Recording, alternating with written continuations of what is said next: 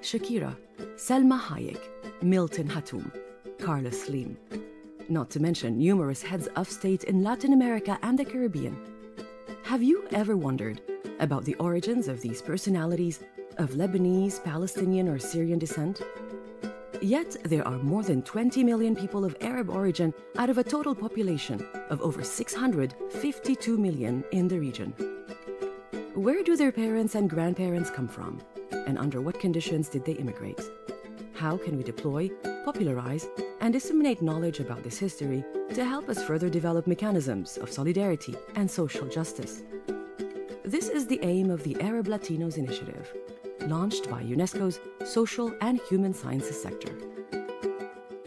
Geraldo dos Campos, welcome to the Arab Latinos podcast. Can you please introduce yourself briefly? Yes, thank you very much for the invitation. So I'm a professor at the Federal University of Sergipe in Brazil, a state in the northeastern of Brazil, where I am also the director of the International Center of Arabic and Islamic Studies, and I'm also the scientific coordinator of the expert group of the Arab Latinos program. And so how would you define the Arab Latinos initiative that UNESCO launched last year?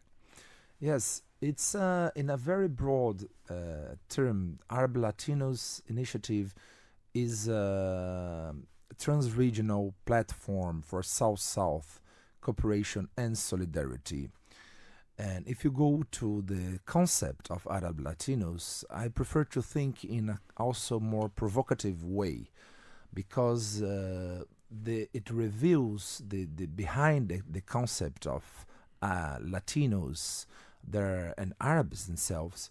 There are also a huge diversity of peoples, languages, cultures, ethnic groups, traditions. So, of course, this concept, when we gather Arab Latinos, it's not with the intention of creating a new identity, a third identity, but revealing the multiple historical entanglements between these two regions. And of course, from the perspective of the South, that has also a lot of epistemological implications. I also want to highlight that since 2022, we've been a long way. You have developed a scope review on the existing contemporary cultural structures that deals with Arab and Latino cultures, but also we have constituted the expert group with representatives from 5 countries in Latin America and the Caribbean. We have developed a plan of action, a UNESCO resolution passed during the spring session of the 2022 Executive Board, and you also organized the first international conference of Arab Latinos in the Nordeste at your university. Can you tell us a bit about the learnings of this international conference that was held last August? Yes, the conference had as its theme migrations and solidarities. And I think it reflected a lot of the principles that is underlying the program itself. Arab Latinos does not only intend to recognize the already existent initiatives and projects that connected both regions, but also to foment new paths, new tracks, and new initiatives for strengthening the ties between these regions. In this sense, the conference, the first concern of the conference was how to incorporate the multiple experiences that are in that territory, in the specific case of Sergipe, with the Arab Latinos program. So, for instance, I can mention as a good example the participation of the Quilombolas, the leaderships of the Quilombos, so Afro-Brazilian communities. Yeah, can you develop a bit further about what are the Quilombolas?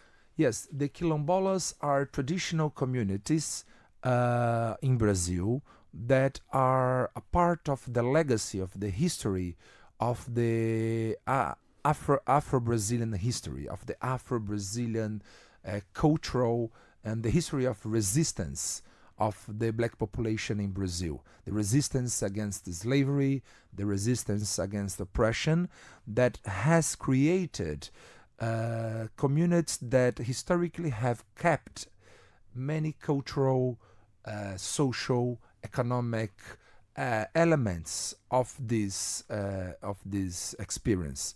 So in the state of Sergipe, they are a stronger element of the society there, and they had played a very important role in the conference. First, we had also with a meeting with the UNESCO members that were participating, but also they participated in the whole program of the conference. Also, we had the honor of having Martinho da Vila, which is one of the most important Brazilian artists and intellectuals. This is why was it important to bring within the program of Arab Latinos the leaders of the Quilombolas, but also Martinho da Vila? What is the connection between both teams? That's a very good question. When we think about Arab Latinos, the first important thing to highlight, is that it's not an identity-driven project. So Arab Latinos does not intend to be oriented only for the descendants of the Arabic immigrants to Latin America. It's not a closed community project. It's open to all the societies involved. And when we look to the societies, all kinds of historical encounters, such as the encounters of the people from Latin America, Caribbean, and the Arabic countries, they hide a lot of process of absences, of silence, of oppressions. So they are complex, and there are multiple societies. So when we look from a South-South perspective, we need to think that Latin America, there are a lot of people in Latin America that do not recognize themselves, that do not identify themselves in the word Latinos. So the conference also wanted to open to this multiplicity, to this complex composition of the local society. And the African element, it's a fundamental aspect of the constitution, not only of Brazil, but particularly of that part of Brazil. Therefore, bringing Martinho da Vila was, in one sense, a recognition of the role he played in the intercultural diplomacy between Latin America, between Brazil particularly, and the African countries.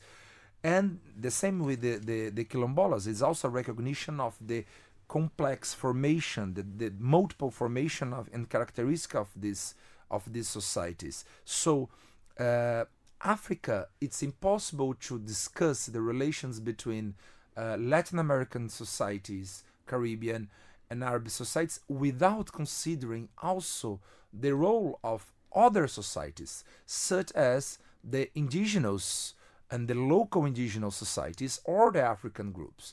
So this was the objective also of the conference, to show that Arab Latinos is not a closed community identity-driven project, but it's an open platform.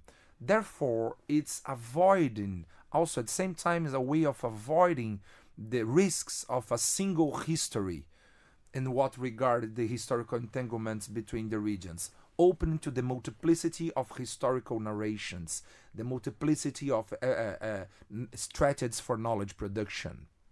And exactly about this notion of knowledge, we are just out of a workshop with the experts of Arab Latinos to conceive very concrete activities for the youth engagements, for the arts, culture, and sports, but also for the visibility and the communication, and also identifying indicators on what would be the added value of Arab Latinos to social justice and inclusion.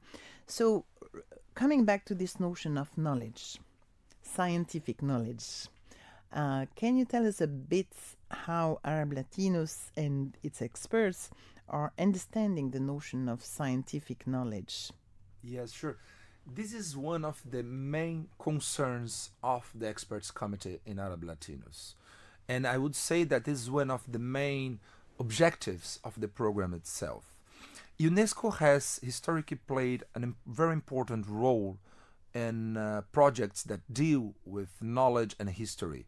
We can mention as an example the history of Africa, the general history of Africa. The general history of Africa, like such a remarkable project of UNESCO. If you think about the aim, the scope, and the ambition of such a project, and let's try to think of something related to the history of Latin America and the Arab countries. There are already a lot of people involved in building the different ways of history narration about the historical account of these relations. And they're not only academics, they're not only historians, there are artists. There are a very significant, for instance, cinematographic production that deals with this history. There is a literary production. So within the Arab Latinos Experts Committee, we have been discussing the epistemological idea behind the program that refuses the very dichotomic separation between art, science, popular culture, academic knowledge, indigenous knowledge, exactly. So this is when we speak about South-South perspective, it's not only a geographical concept, it is an epistemological concept. It's like, how do we deal with the multiplicity of ways of conceiving the cosmo perspective, the role of science and the idea of science itself. And of course, we are talking about societies that in their own ways, and they have different expressions for dealing with the colonial legacies in their own realities. So these impact the way they produce knowledge. And the new generations of historians, the new generation of artists, the new generation of scientists, they are very aware of that. So this is a big issue in Latin America nowadays. For instance, the role, and especially with the indigenous communities, the traditional communities, open up the debate about that knowledge should not be restricted to a very narrow concept of academic knowledge. So even the role of university should be objective of a thought, a very serious thought about that. So in our committee in Arab Latinos, we are focused on this debate on how art, science, popular culture, traditional knowledge, indigenous knowledge are producing a complex and multi-layered way of conceiving the production of new epistemologies that can deal with these historical legacies of oppression, of absences. And of course, the youth have a very important role in Arab Latinos. Therefore, all our activity and the conference was very emblematic. The participation of youth was outstanding. We had more than 2,000 people coming to the conference. And if I can say also, this conference was totally in line with this conception of knowledge sharing, and I would even say scientific freedom and the right to freedom, and because its program was dealing with music, with exchanges with local communities, with international artists, but also about academics presenting the research. It was really an outbreaking format for, I think, a UNESCO conference with all these dimensions, diverse dimensions of knowledge. But yeah, so coming back to the impacts of such a conference in a university, tell us a bit more about the context of the Nordeste of Brazil. Why was it important to do it, let's say, more important to do it in the Nordeste of Brazil than to do it in São Paulo or Brasilia or Rio? And what was the impact of this conference that you could realize among these young students? Yes, Brazil is a huge country, territorially speaking, and of course it's formed by multiple regional cultures, and the Nordeste, the northeastern part of Brazil, it has a very strong history also of resistance against colonialism, but also very particular strategies of resistance against racism, for instance. So the anti-racist perspective, it's very important also in Arab Latinos. And we can say even in the last two UNESCO forums against racism and discrimination, we had two panels on Arab Latinos in 2022 and 2023. And this is also related to what we were discussing about knowledge, because these inequalities and the representations and the stereotypes are also within the countries themselves. So there are also a lot of stereotypes within our own societies. And the northeastern part of Brazil, in many times it's a place that reflects that. You know, it's represented by the rest of the country because the economic presence, the economic power of São Paulo and the southeastern of Brazil. So it's very unbalanced, let's say like that. Therefore, there is a huge concentration of international conference and activities on the southern part of Brazil. Therefore, to have a UNESCO conference, international conference, with people participating from more than 10, 12 countries, bringing this perspective of Arab Latinos was for the first time in the state of Sergipe, that the state hold that kind of event. The impact for the students was clear. Like afterwards, we did a lot of evaluation meetings and a lot of self-evaluation strategies and tools, and their answers, they said how that impact, because especially, for instance, students of international relations who are not in the axis of São Paulo, Brasilia, Rio de Janeiro, sometimes the idea of the international for them, it's something that it's it seems very something distant from their reality, something that they only would get in contact if they go out of their own territory. So by bringing the conference to Sergipe, we are also provoking them to rethink the concept of international relations, because it's not only the fact that there was an international conference by UNESCO, but the methodological proposal of the concept of the conference show them that the international is within their territory, that they are dealing with the international day by day, that by discussing the local issues, they are dealing with international issues all the time.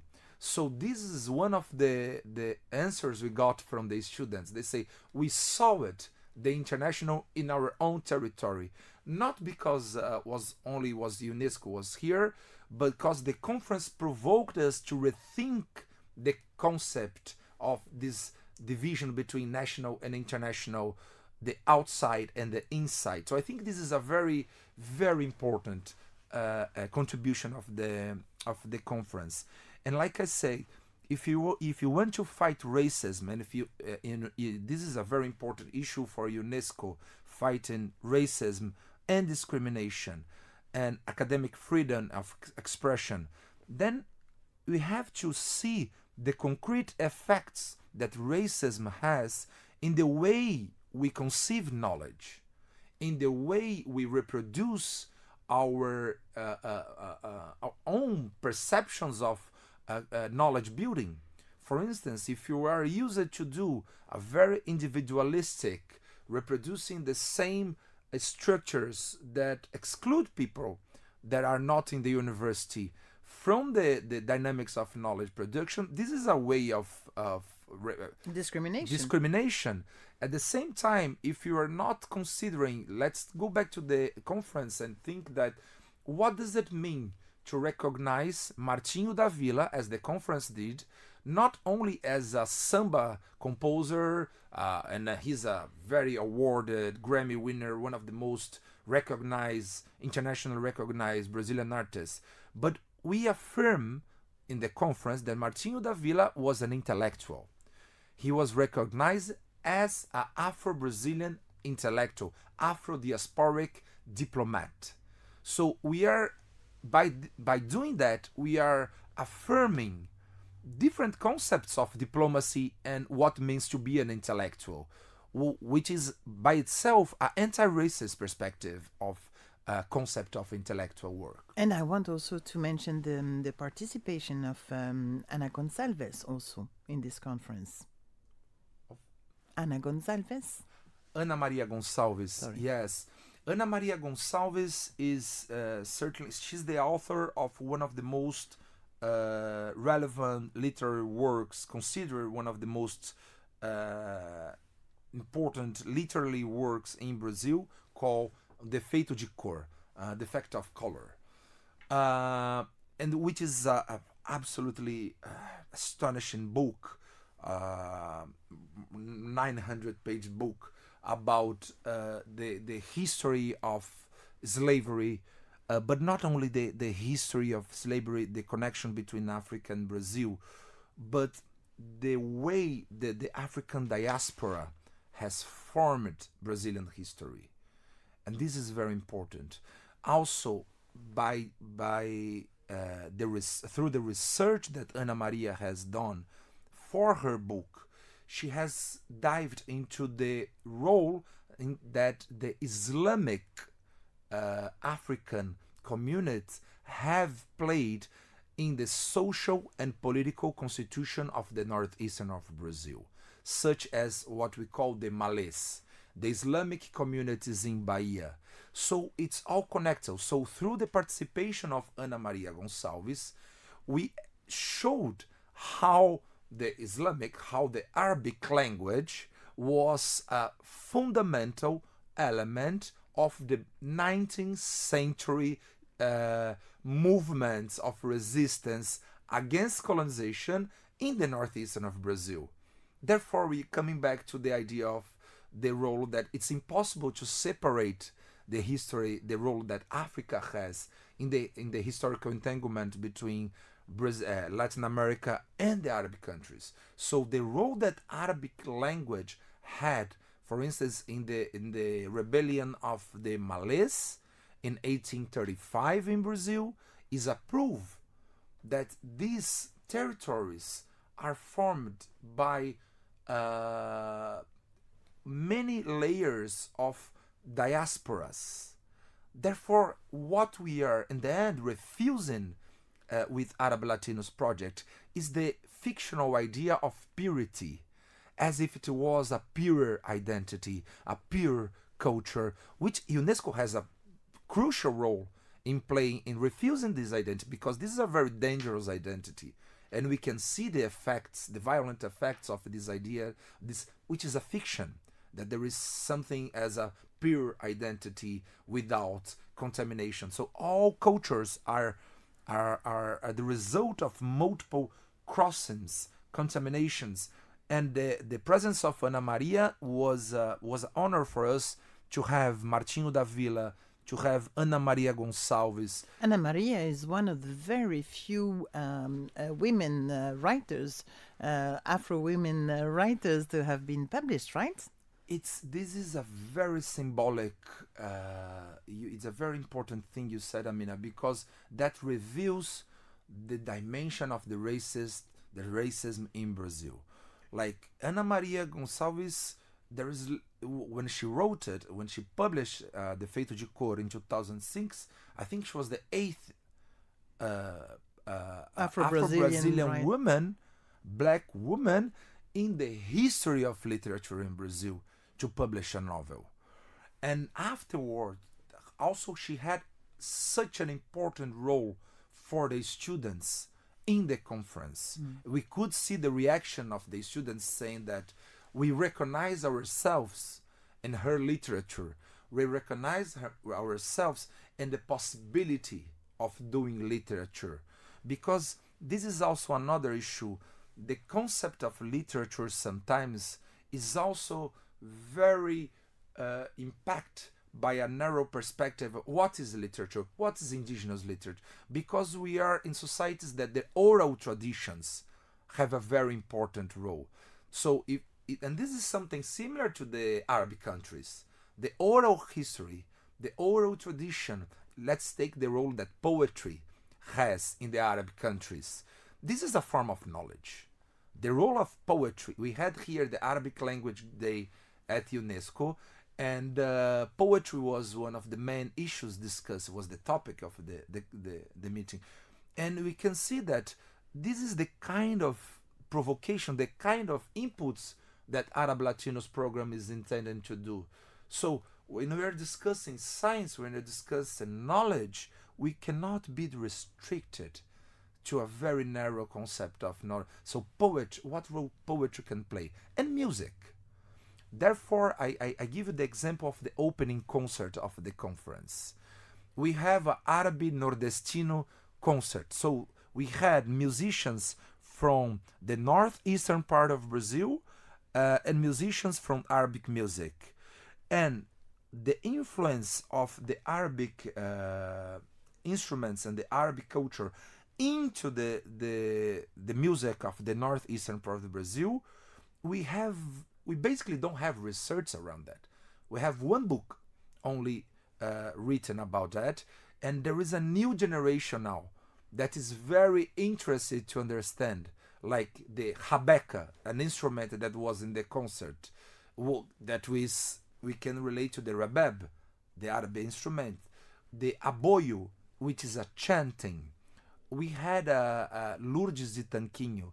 She's 90 years old woman, and this particular chant, traditional chant that you use with the cattle when you were in the lands, and these women singing in the same time with the Arab chanting.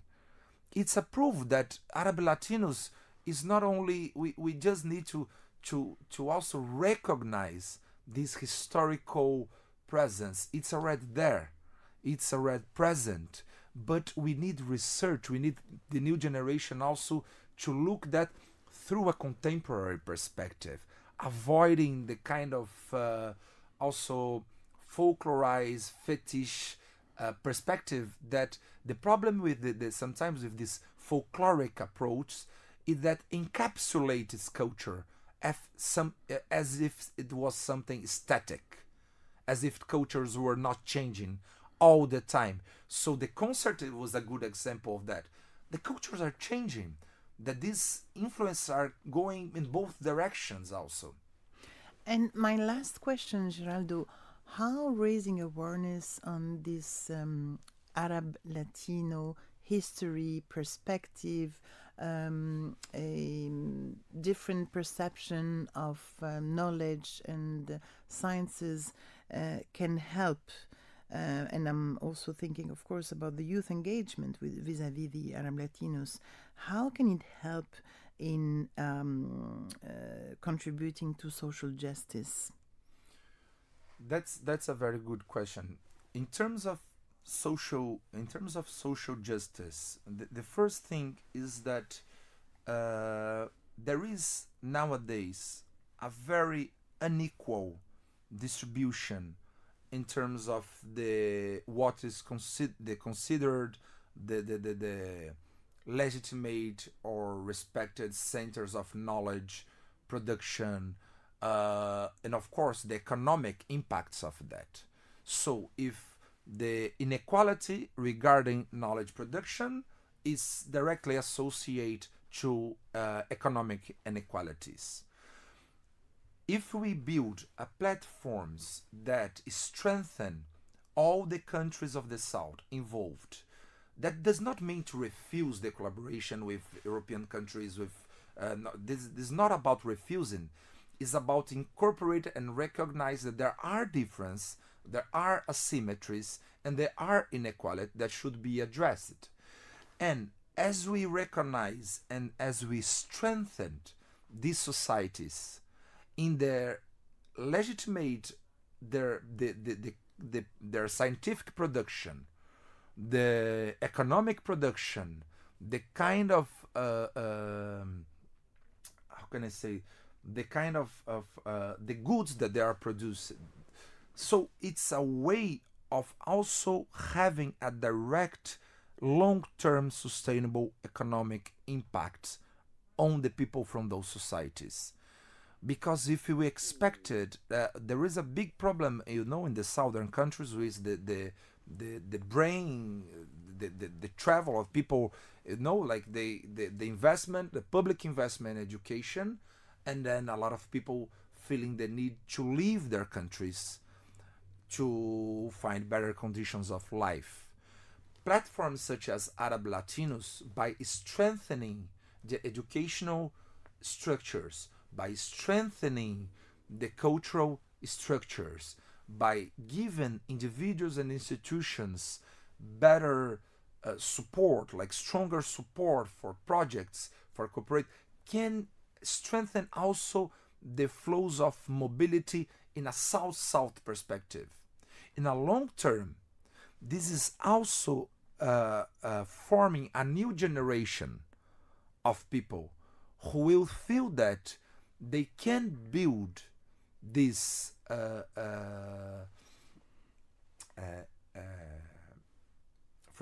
they can build these new possibilities for economic inclusion, for fighting inequality in their own societies.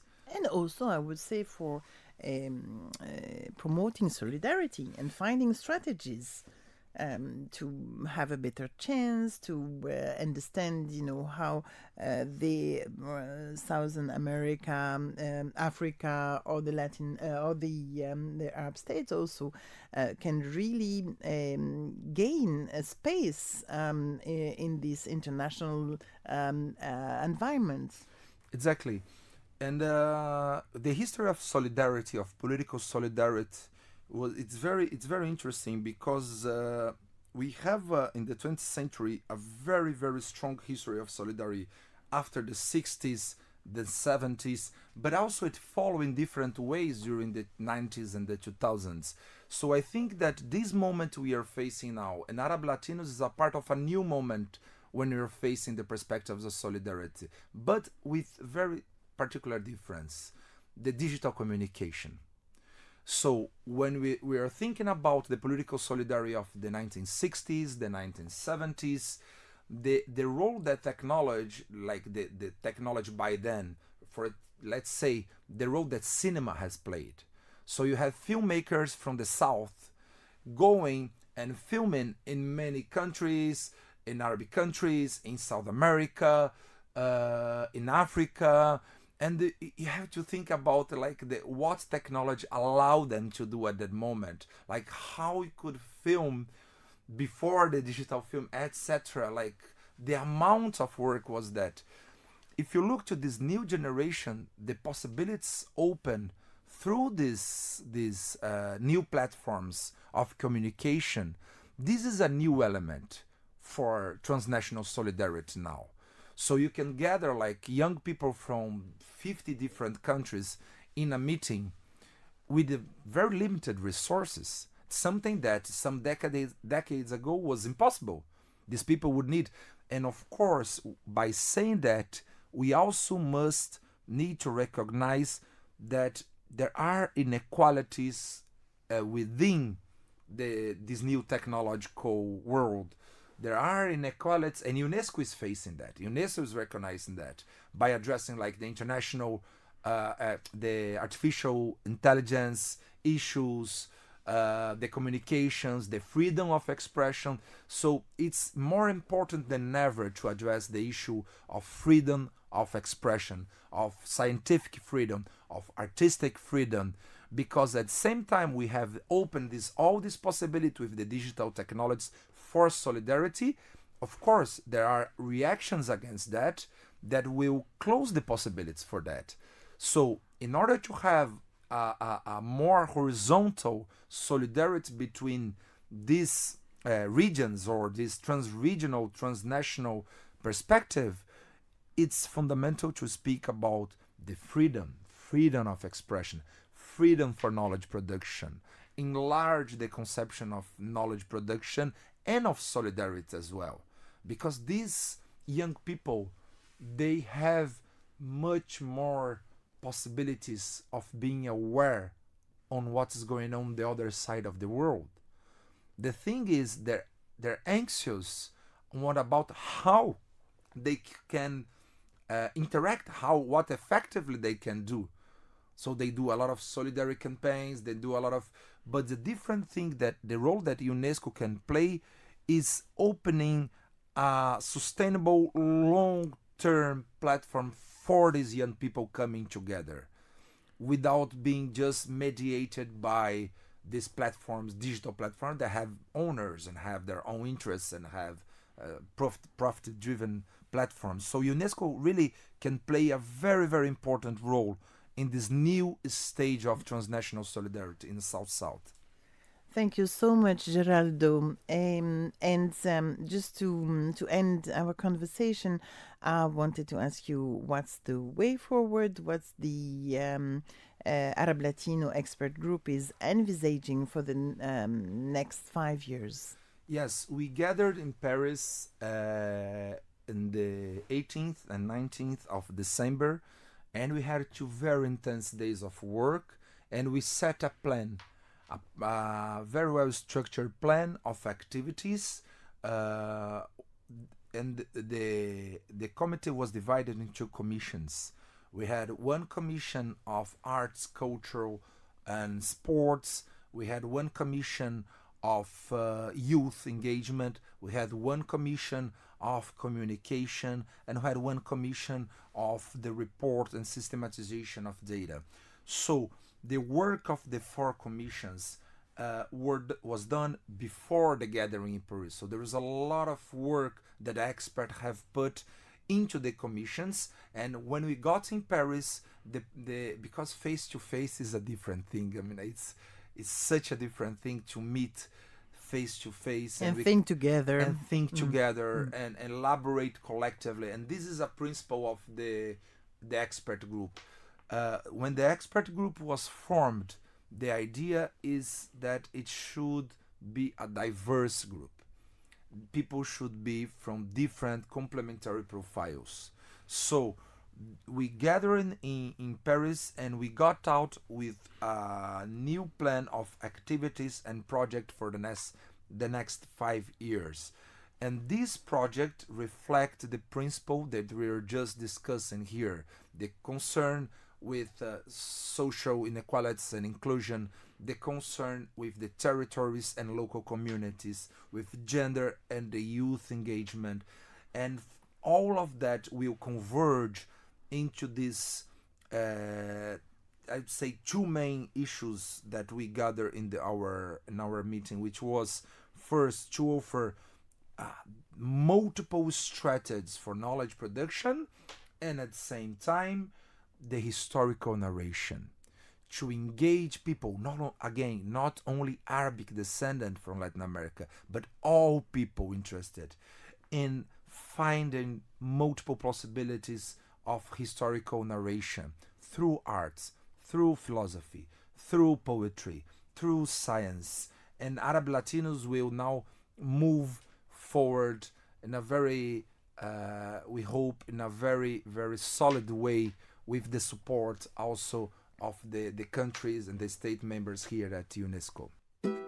Thank you so much, Geraldo, and looking forward to it.